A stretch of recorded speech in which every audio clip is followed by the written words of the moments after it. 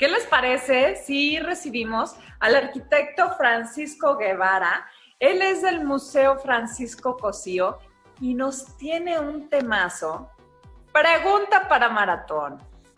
A ver, ¿creen ustedes o sabían ustedes que el Museo Francisco Cosío era una casa de campo? Oye, está bien interesante, ¿eh? Porque acuérdense que San Luis llegaba hasta Reforma, ahí se acababa, y después empezaban pues todas las huertas, que después se quedaron siendo casas muy grandes. Entonces, él nos va a platicar todo. Está por aquí el arquitecto Francisco Guevara. Arquitecto, no, de este lado. Arquitecto, bienvenido, buen día. Oiga, para platicarnos del Museo Francisco Cosío, todos lo ubicamos antes, la Casa de la Cultura, ahí en el corazón de Venustiano Carranza. Yo le diría, bueno, pues dijeron, vamos a poner un museo, lo armaron, pusieron bonito, se acabó. Pero no, era una casa de campo. Cuéntanos, por favor. Así es, esta va a ser una casa de campo que fue propiedad de la familia Mitz-Einstrapper, y en 1969 el gobierno del estado la va a adquirir precisamente para hacer un organismo cultural que no tenían muy bien definido en ese momento. Entonces ya posteriormente, el 20 de noviembre de 1970, se funda como la Casa de la Cultura, una de las principales instituciones culturales que va a tener San Luis Potosí. Arquitecto, vámonos desde el principio. Entonces nos comenta la familia Mead, que bueno, pues conocemos a diferentes personas que han tenido logros muy importantes. Hay frases muy arraigadas en la cultura potosina, una que usaban hace algunas décadas. ¿Cuál era, mi estimada Adi? ¿Qué dirán los Mead? ¿Qué dirán los Mead? ¿Qué dirán los Mead? Y uno la entiende, esta frase, cuando vemos la casa de campo de aquellos años. Entonces, ¿nos puede reiterar más o menos cuándo abrió esta casa? ¿Cuándo empezó a funcionar? Y pues esta casa más viene de un concepto que ellos mismos están utilizando, porque ellos van a tener una casa de campo que se llama Villa Piquillo en Santander, España. Entonces esta casa, que se la compran al Marqués de Pombo, el primer Marqués de Pombo, que está muy relacionado con la corona española en este momento, empiezan a desarrollar una vida de temporadas, porque ellos van a pasar todo el verano a Santander, España. Y viene pues una serie de distribuciones del tiempo, de domicilios y tal, pero ese va a ser el concepto que va a tomar nuestra casa, que se va a llamar Vista Hermosa.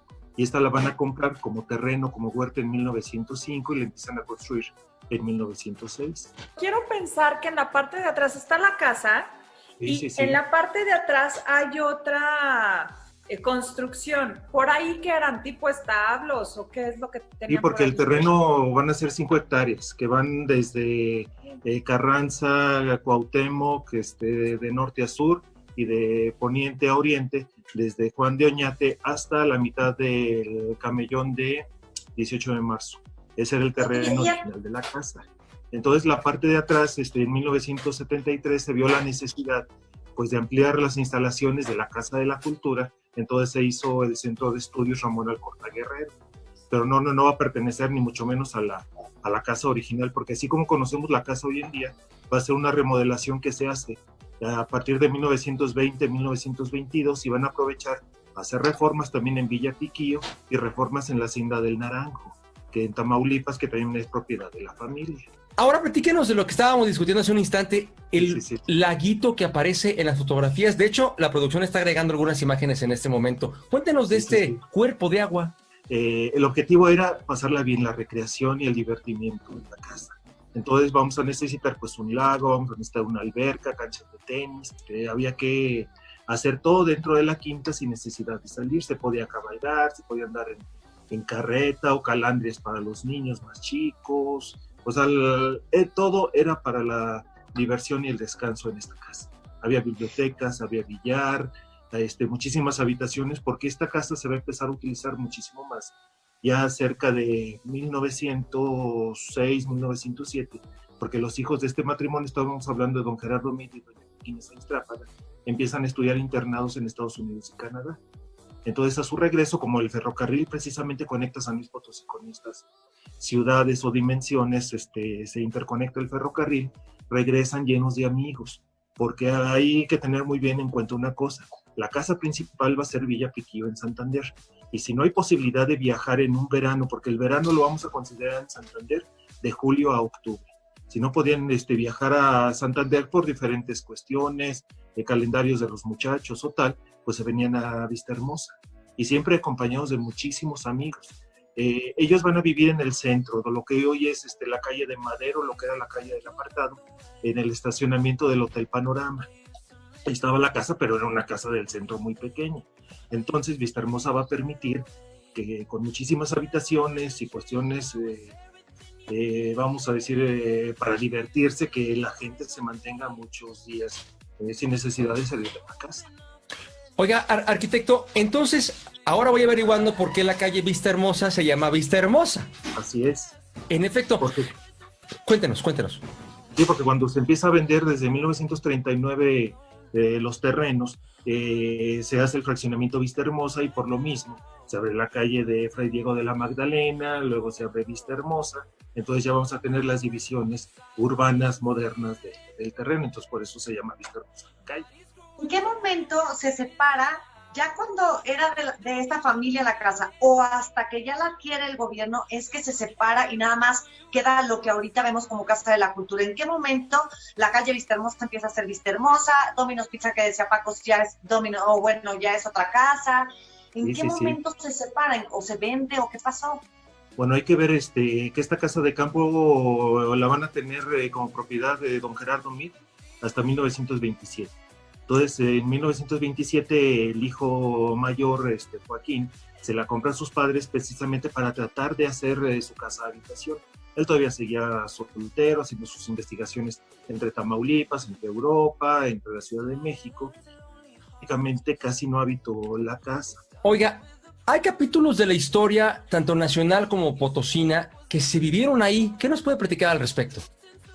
Pues bueno, vivió muchas personas, y sobre todo en el sentido de que se estuvo rentando. Se rentó durante mucho tiempo a diferentes personas. De hecho, se rentó también a la presidencia de la República. Cuando fue el levantamiento sedillista, que vino el presidente Lázaro Cárdenas inmediatamente en el tren presidencial a poner orden, y se instaló en Vista Hermosa. Incluso se renta la mitad de la casa. Vamos a tomar el vestíbulo, mitad del vestíbulo una familia, mitad del vestíbulo otra familia. Y así vamos a estar a todo lo largo del siglo XX. Y no sé si se alcanzó a escuchar antes del corte, que incluso la presidencia de la República se instaló con el presidente Lázaro Cárdenas, que vino a aplacar la revuelta del general Saturnino Cedillo en mayo de 1938. Arquitecto Guevara. Perdón, yo quería saber nada más de lo que es la arquitectura que estamos viendo, o a lo mejor el tipo de pisos que estamos viendo. ¿Qué tanto se modificó a como lo vemos ahora? Bueno, se modificó mucho, porque después de que se construyó la casa casi no se le dio mantenimiento. Entonces tenemos que tomar en cuenta que el primer mantenimiento que se le da a este tipo de casas históricas antes de que empiece a llover es la impermeabilización. Entonces no se impermeabilizó. Las grandes habitaciones que van a estar sostenidas por vigas y techos de ladrillo, pues empieza a filtrar el agua. Los grandes plafones de yesería o incluso de telas con unos paisajes preciosos, que llegué a conocer algunos tirones que quedaron en una bodega, pues se vienen abajo. Cuando se compra y ya invitan al arquitecto Cosío y al arquitecto Algara a empezar a ver cómo vamos a hacer el proyecto, dicen que caminar por la planta alta era caminar como si estuviéramos sobre colchón, de lo mal que estaban las vigas y las instalaciones de la estructura de la casa. Entonces, para empezar, eso es lo primero que va a cambiar. La estructura, sobre todo horizontal, vamos a hablar de losas, y también había unos muros que estaban en muy malas condiciones, y de acuerdo al proyecto que se estaba realizando para albergar la Casa de la Cultura, se eliminaron la mayor parte de los muros de lo que era la casa más antigua, la parte más antigua, que es lo que hoy es la sala prehispánica y potosina. Entonces, ¿para qué? Para generar una sala, un recorrido, tener muchos metros lineales, que era lo que se exigía en ese momento para tener una exposición de arte. Que si vamos viendo 50 años, porque este año cumplimos 50 años de que se inauguró esta institución cultural, y a nuestra forma de ver las cosas, si hubiéramos dejado estos muros, si se hubieran consolidado, hubiéramos tenido muchísimo mayor espacio para hacer mejores exposiciones y servicios culturales a la población potosina. Pero bueno, fue un momento, y gracias a estas acciones se sobrevivió el edificio como tal. Oiga, arquitecto, entonces, la casa empezó, sí, siendo o creada para una casa de campo. Pero Así después es. entonces, cuando se la compra el hijo, se vuelve como su casa. Luego Sí, como la una renta residencia. y Así luego es. se vuelve hotel. Se vuelve hotel. Años más adelante, sobre todo en los 60s, se vuelve a rentar a varias escuelas, entre ellos la Escuela Patria. Y hay otra escuela que ahorita no recuerdo el nombre y van a estar funcionando a la par. En un lado Arquitecto, una escuela, Luis de Velasco era la otra escuela. arquitecto, En un perdón, lado una y otra, sí. ¿el Patria estaba ahí en el Museo Francisco Cosillo? ¿El qué, perdón? ¿El Colegio Patria? El Colegio Patria sí estuvo unos años ahí. Sí, sí, sí. De hecho, tenemos algunas fotografías de algunos grupos que están retratados en la fachada o en la puerta y con su banderín que ponían en aquel entonces, Colegio Patria, generación tal, tal. Sí, sí, sí, tenemos algunas evidencias de esa época fotográficas. Oye, está muy interesante la plática. Para conocer más, hay visitas guiadas. Ahorita está cerrado, ya está abriendo. ¿Saben para cuándo abren? ¿Cuáles son los horarios? ¿Cómo podemos conocer y saber un poco más de este museo? Y pues bueno, estamos abiertos en condiciones normales de martes a domingo, de 10 de la mañana a 5 de la tarde hasta el viernes y los domingos de 10 a 2. Pero por la contingencia sanitaria y por guardar las medidas previsorias de sanidad y de sana distancia que nos están marcando, por el momento estamos cerrados. Sin embargo, tenemos muchísimas actividades en las redes sociales del museo, en Facebook. De hecho, he dado un par de conferencias sobre uno sobre doña Joaquina Sáenz Trápaga, que lo pueden seguir en las redes del museo, y otro recorrido que hicimos la semana pasada para platicar sobre la arquitectura del museo. Y vamos, así tenemos actividades para niños a la distancia, recorridos de otro tipo, nuestras exposiciones, porque tenemos una exposición muy interesante que se llama Las mujeres a lo largo de 50 años en el Museo Francisco Cosillo. Entonces, como parte de nuestra colección, porque debemos de decir que no nada más rescatamos un gran edificio que sigue sirviendo para la cultura, la recreación, también tenemos una de las principales colecciones de arte público del país. Entonces, esta colección es de los potosinos y a partir de nuestra colección estamos empezando a sacar a las mujeres de nuestra colección y hablando a lo largo de los 50 años cómo ha participado la mujer y fue algo precioso, pero tristemente nada más duramos 8 días abiertos como exposición. Y en las redes sociales continuamos, y de hecho la exposición sigue montada. Las artistas ya dieron su autorización para que siga montada por el tiempo que se requiera, precisamente esperando que volvamos a una, pues ya no una realidad, pero sí una relativa realidad que nos espera. Mire, arquitecto, como dijo Terminator, regresaré.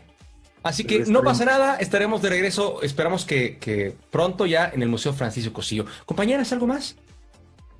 Ay, agradecer muchísimo. No, estamos a la orden. Cuando gusten nos ponemos a platicar, organizamos un café o a ver qué más, porque esto, si de por sí son 50 años de Casa de la Cultura, Museo Francisco Cosillo a partir de 2015, y podemos platicar hacia atrás, muchísimas más cosas. Qué interesante. Le agradecemos muchísimo. Bueno, yo les quiero recordar por favor, se metan a las redes sociales del Museo Francisco Cosillo. Vamos a descubrir juntos muchísimas cosas y agradecerle todo lo que acabamos de aprender. Muy interesante. Muchísimas gracias, arquitecto. No, estamos a la orden. Muchas gracias por la invitación. Adiós. Hasta luego, adiós. Muchas gracias. Me encantó aprender tanto el día de hoy. Muy bien, muchas gracias. Gracias por su atención. Oigan, genial todo lo que guarda el Museo Francisco Cosillo. Páginas de la historia, Lázaro Cárdenas, el mítico Lázaro Cárdenas, ahí hospedado, imagínense, ahí en la Casa de la Cultura. Digo, obviamente, como bien mencionaban, pues eran huertas, casas de campo, no estaba pues con las cuestiones modernas, los caminos de